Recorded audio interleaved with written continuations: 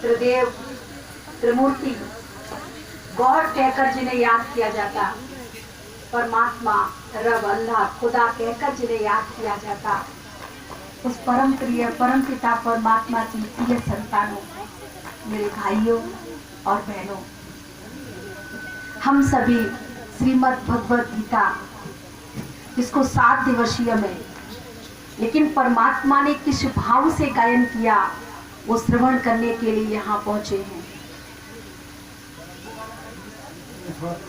अच्छा है की दृष्टि से हमें ज्ञान देते हैं। कोई भी भाव भगवान का यदि है कहने का, तो उन्होंने वर्तमान को देख करके वो बात नहीं कही है, तीनों कालों को देख करके वो बात कहते हैं।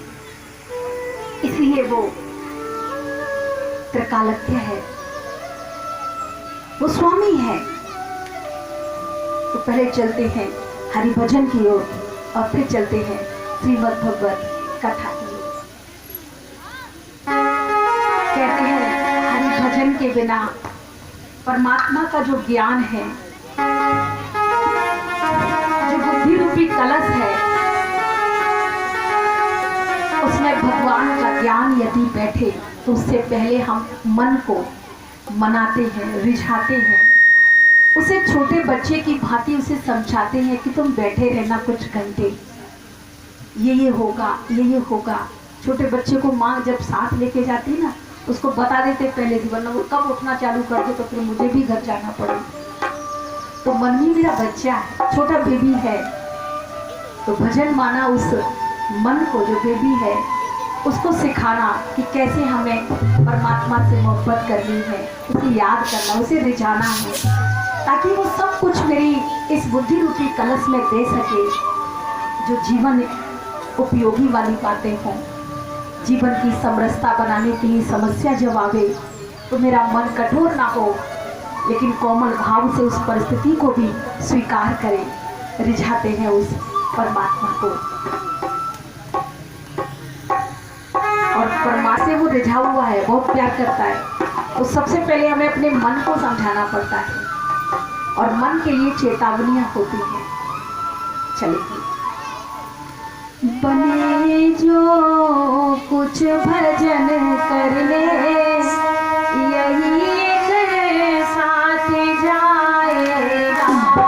बने जो कुछ भजन कर ले, यही एक साथ जाएगा। गया अब कर जो तेरे फिर वो हरि विधि बात ना आएगा।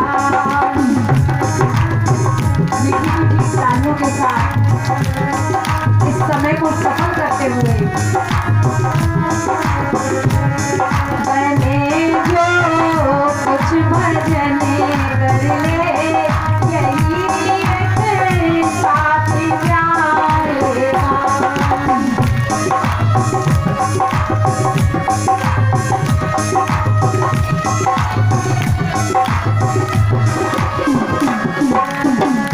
और ऐसे समय में भगवान को याद करना, जिस समय सब आप सो रही थी, तो फिर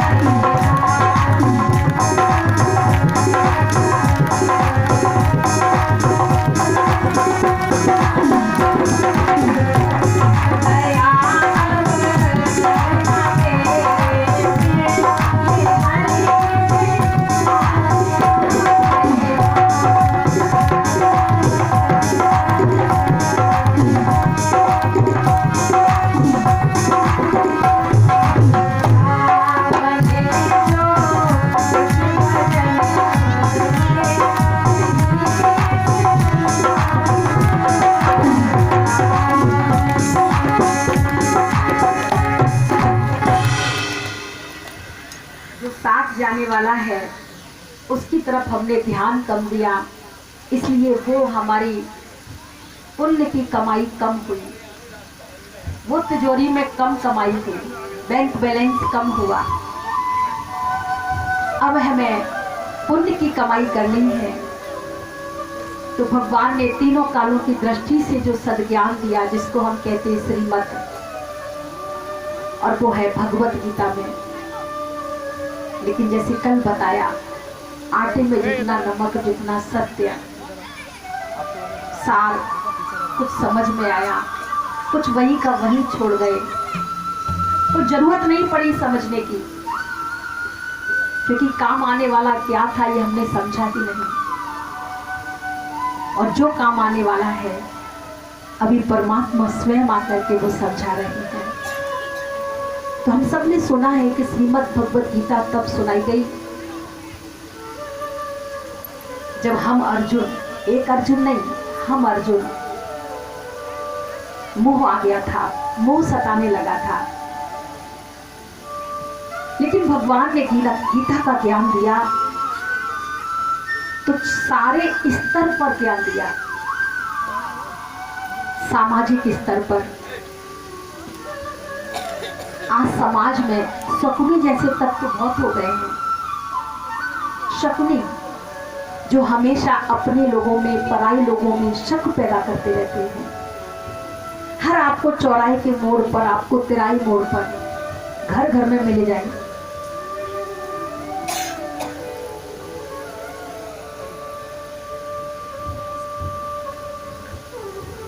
उस शकुनी से बचने के लिए जो समाज में तत्व ज्यादा है, नुकसान हो रहा है, समाज के लोग भटक रहे हैं, तो समाज का स्तर ऊंचा हो, लोग धर्म के आचरण कर सके, परिवार में एकता हो सके, सब लोग मिलके रह सके, इसलिए भगवान ने सामाजिक स्तर को ऊंचा किया।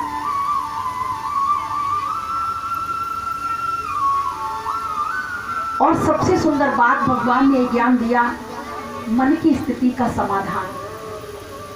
श्रीमद् भगवत गीता ही एक ऐसा पावन शास्त्र है जिसमें मन के समाधानों का पूरा ज्ञान है।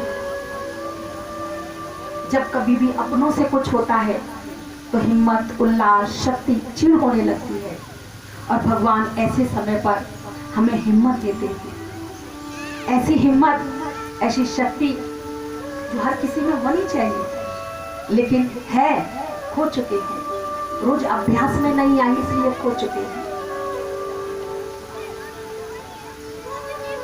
फिर भगवान हमें पारिवारिक जो कलह कलेश हो रहा है, इसमें समाधान देते हैं। आज परिवार को देखो, जमीन जायदाद को लेकर के कोर्ट कचहरी तक पहुंच जाते हैं। जमीन बिच जाए, जायदाद खत्म हो जाए, कोर्ट कचहरी में रुपया पहुंच जाए, लेकिन अपने सगे भाई के पास नहीं पहुंचना चाहिए पैसा। माँ भी बच्चियों को आज सहन करने की शक्ति नहीं सिखाती है, पढ़ना जरूर सिखाएंगे। सुबह से शाम तक बच्ची कॉपी किताब लेकर बैठी है, क्या पढ़ रही है जरूरत नहीं है। और लॉकडाउन ने तो मोबाइल से पढ़वाया, तो क्या करें, मजबूरी है, मोबाइल से बच्चे पर क्या देख रहे हैं। तक पहुंच गए लड़ने के लिए, भाई को नहीं मिलना चाहिए। और भगवान यहाँ पर अभिमान को त्यागने की बात करते हैं, क्योंकि परिवार में जो लड़ाई होती है तो अभिमान इतना आ जाता है, दोस्त मित्र पड़ोसी ये कहने लगते तो झुकना नहीं चाहिए, तो गिरना नहीं चाहिए, साख है तेरी, कुल का नाश हो जाए लेकिन अभिमान नाश नहीं होना चाहिए। और भगवान आकर राष्ट्रीय स्थिति पर हमें समाधान देते हैं। जो भारतवर्ष, जिसको धृत भावना ने हड़प कर लिया है, धृत का मतलब है हड़प करना, और यहाँ का राजा कौन बन गया था? धृतराष्ट्र। उसने पूरा हड़प करने की नीति बना ली, मेरे बच्चे राजगद्दी पर बैठने चाहिए। तो भगवान राष्ट्रीय स्थिति पर देते हैं ज्ञान, कहते हैं जहां सामाजिक अंधत्व होता है वहां बड़ी भयानकता होती है, क्योंकि आध्यात्मिक दृष्टि से मनुष्य जब अंधा हो जाए तो उसे अच्छा बुरा नहीं दिखता है।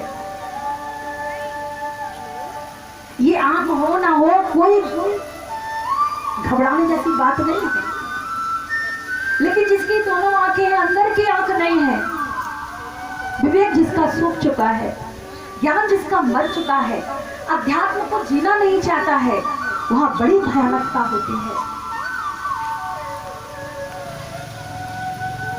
इसलिए भगवान आकर जहां धृतराष्ट्र दिखाए अंधे, गांधारी अंधा दिखाए, उनके बच्चे मनमानी पर चल रहे हैं, लेकिन भगवान हमें अंधा बनने के लिए नहीं, यहाँ अंधे की बात है, उनके माता पिता को ज्ञान का नेत्र नहीं है, समझ नहीं है। इसलिए हम अपने परिवार में जब कभी कोई बात आवे, याद रखना, मुंह में नहीं आना उस समय, मेरा बेटा है, लोग क्या कहेंगे, नाक कट जाएगी मेरी। अभी तो घर में ही कटेगी, लेकिन जब उसको जेल हो जाएंगी, जब वो गलत काम में पकड़ा जाएगा, तब तो भरे समाज में होगी। छोटा है तो कोई बात नहीं, बड़ा है तो क्या होगा फिर। इसलिए हमें अध्यात्म ज्ञान देना बहुत जरूरी है। हमें इस मोह में अंधे नहीं बने। बच्चों को एक बार अगर आपने गाड़ी, बंगला, कार नहीं दिया तो चलेगा, लेकिन संस्कार नहीं दिए तो बिल्कुल नहीं चलेगा।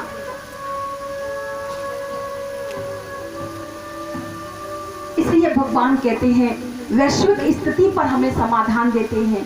आज सारा विश्व भयानक स्थिति से गुजर रहा है, और जब ऐसी स्थिति संसार में आ जाती है तो कहते हैं भगवान को इस सृष्टि पर आना पड़ता है, मनुष्य को भूला हुआ पाठ पढ़ाने के लिए। भूला हुआ पाठ पहले याद था, लेकिन भूल गया है। सोचो, थोड़ी देर के लिए किसी की याददाश्त चली जाए, सारा बैंक बैलेंस, रिश्ते, उसका स्वयं की पहचान, और यहाँ तो हम खुद की पहचान भूल चुके हैं, और भगवान ऐसा भूला हुआ पाठ हमें पढ़ाने आते हैं। तो पांडवों का जन्म दुर्वासा ऋषि राजा कुंती भोज के यहाँ जब सत्कार के लिए कुंती को सौंपा गया कार्य, तो कहते उनको वरदान दिए, और कुंती ने 5 तत्वों को आह्वान किया, उनको सुपुत्र हुए, अश्वनी कुमारों को बुलाया, तो माद्री की मदद से सहदेव और नकुल जन्म लिए। ऐसे 5 पांडव तो हुए। लेकिन कहते हैं निर्मल बुद्धि, श्वेत धवल, जिसके कर्म में उज्ज्वलता है, आचार विचार जिसका उज्ज्वल है, वो पांडु है। प्रीत बुद्धि, जिसकी प्रीत भगवान से, वो पांडु है। युधिष्ठिर युद्ध में स्थिर रहता है, घबराता नहीं है, गलत का सहारा नहीं लेता है। अर्जुन जो ज्ञान में हाजी करता है, अर्जन करता रहता है। भीम जो मर्यादा में भी अचल अटोल रहता है, मजबूत स्थिर रहता है। नकुल जिसको अकल है नकल करने की अच्छी, और सहदेव जो भगवान के कार्य में सहयोगी बनता है। इसलिए कहा है कवच हमारा सहजयोग, हम सजी ज्ञान तलवारों से, और दिन रात युद्ध करती रहती माया के 5 विकारों से। इन 5 बुराइयों से लड़ने वाले ये 5 पांडव हैं। तो यदि हम अपनी बुराइयों से लड़ते हैं, बुराई से हार नहीं मानते, बुराइयां हम पर हावी नहीं होती, तो हम भी पांडव हैं। है पांडव? कौन कौन है पांडव? ऐसा हाथ उठा के बताए। भगवान शक्ति देगा पांडव बनने की। ताली बजा लें अपने लिए। वैसे भी यहाँ सहयोगी सहदेव हैं, अभी सब सहयोग कर रहे हैं। हम जो सुनने आए हैं ना, ये भी भगवान को सहयोग दे रहे हैं, क्योंकि कहते हैं करने का रास्ता हमारे सुनने से जाता है। अच्छा सुनते हैं तो फिर हम अच्छा बनते भी हैं। और हम भारतवासी, हम ओधी बोल वाले, अगर अपने आप को नहीं बना पाएंगे तो बताओ कौन बनाएगा? हम ही तो बनाएंगे ना, बनाएंगे ना। भगवान को अपना हाथ दीजिए, हाथ दीजिए अपना, ऐसे दीजिए। अभी परमात्मा की सारी शक्तियां, सारी किरणें मेरे हाथ को स्पर्श कर रही है। मेरी भुजा, मेरे शरीर तक जो टच है, उसमें सारी शक्तियां मेरे अंदर जा रही हैं। वो सारे सद्गुण जा रहे हैं। पांडव बनने के योग्य जो है, वो सारे सद्गुण मेरे अंदर आने हैं। और वो सारे सद्गुण जब आएंगे तो सच मानो, मैं इस क्षेत्र पर, इस रण क्षेत्र, इसको रण क्षेत्र नहीं बनने दूंगा, कुरुक्षेत्र नहीं बनने दूंगा, लड़ाई का मैदान नहीं बनने देंगे। हम घर को शांति, प्रेम, आनंद बना के रखेंगे, क्योंकि हमारी प्रीत किससे हो गई है? भगवान से हो गई है। तो भगवान हम आत्माओं को ज्ञान देते, पांचों पांडवों को, लेकिन अर्जुन का नाम विशेष। कोई सोचते होंगे भाई इनको दूसरे दिन ही खांसी हो गई है, गला बैठ रहा है, क्योंकि परमात्मा उसका निशाना था। ज्ञान के बाण है, बुद्धि में तरकश है, लेकिन निशाना परमात्मा है उसका, उसको पाने का है। ऐसे अर्जुन को गांडीव धनुष प्राप्त है। कहते हैं उनके रथ में दिव्य घोड़े लगे हुए थे। तो ऐसे दिव्य घोड़े, या शरीर को रथ कहा, रथी आत्मा है और इसे चलाने वाला मन उसका घोड़ा है। विचार पवित्र होने के कारण रथ में घोड़े श्वेत कहे हैं, क्योंकि शरीर रूपी रथ को चलाने वाला मन, कर्मेंद्रियां ही आत्मा के घोड़े हैं। और मन में दिव्यता होने के कारण 5 इंद्रियों के विषय पर उसका अधिकार था। ईश्वरीय श्रीमती उसकी लगाम है और उसका साथी स्वयं परमात्मा है। कहते हैं अर्जुन का जो रथ था, उस पर ध्वज जो फैर रहा था, वो 2 योजन लंबा चौड़ा था। 2 योजन माना 2 मील, 2 मील लंबा और चौड़ा। इतना बड़ा कोई ध्वज हो, झंडा हो, और कहते निर्वाध्य रूप से हवा में फैरता रहता था। हम लोग तो गाड़ी पे छोटा सा भी कोई कुछ लगाएंगे ना, ऐसे थोड़ा टेंट का कपड़ा भी, तो उलझ जाती है झाड़ियों में। लेकिन वो कहते हैं 2 मील ध्वज न कहीं अटकता था, न रुकता था, न झुकता था। तो कहते हैं ध्वज किसी सेना का, दल का, धर्म का मूल सिद्धांत, उसके लक्ष्य का सूचक होता है। और इतना ऊंचा ध्वज, इसका कहने का मतलब है अर्जुन का लक्ष्य इतना ऊंचा था, जिसको ना कोई रोक सकता था, ना कोई टोक सकता था, ना उसे कोई भी बाधा उसे छेड़ सकती थी। और कहते उस ध्वज पर चांद सितारे अंकित थे। चांद शीतलता का प्रतीक है और सितारा आत्मस्वरूप ज्योति बिंदु का प्रतीक है। इसलिए पूर्ण रीति से कहा जाए तो अध्यात्म रूप से ही परमात्मा ने आकर हम अर्जुनों को गीता का ज्ञान देना प्रारंभ किया। से चलते हैं प्रस्तुति बच्चियों की। इस भाव को यदि समझा जाए कि भगवान ने अगर गीता का ज्ञान दिया और वो गीता का ज्ञान सिर्फ मुझे सुनाने के लिए दिया है, तो सच मानना हमारी प्रीत भगवान से ज्यादा हो जाएगी। इसलिए हम समझेंगे। चलते हैं, कुछ भी भजन अच्छा सा लगाएं। वैसे तो कहते हैं भगवान युद्ध के खिलाफ होता है ना, युद्ध का खिलाफ होता है ना भगवान। हमारे घर में कोई बच्चे लड़ाई करें तो हम चाहेंगे कि लड़ाई लड़ते रहेंगे। माँ बाप क्या कर देते, उनको अलग कर देते हैं। और कहते भगवान युद्ध के क्षेत्र में उन्हें कहने आए कि लगाओ तीर, लड़ो। ये कैसे संभव हो सकता है? तो सुनेंगे, लेकिन आपका मन थोड़ा समझते भी जाएंगे, सुनते भी जाएंगे और देखते भी जाएंगे।